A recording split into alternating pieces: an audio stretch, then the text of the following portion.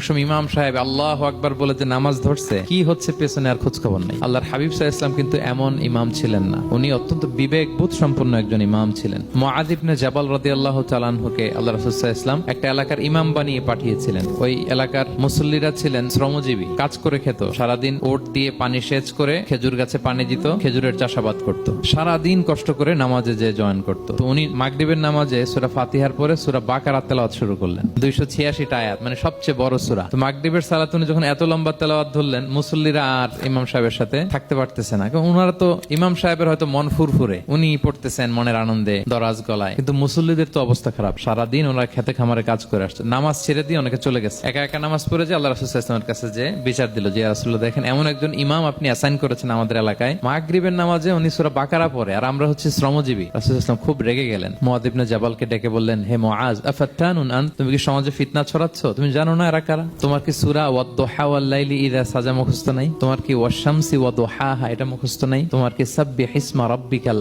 আ'লা এই সূরাগুলো তোমার জানা নাই? উনি বললেন জানা আছে। তো এগুলো রেখে দিয়ে মাগরিবের নামাজে কেন সূরা বাকারা ধরলা? তোমার মুসল্লিরা তো শ্রমজীবী মুসল্লি। ইমামের দায়িত্ব হচ্ছে পেছনে কারা আছে এটা খেয়াল করা।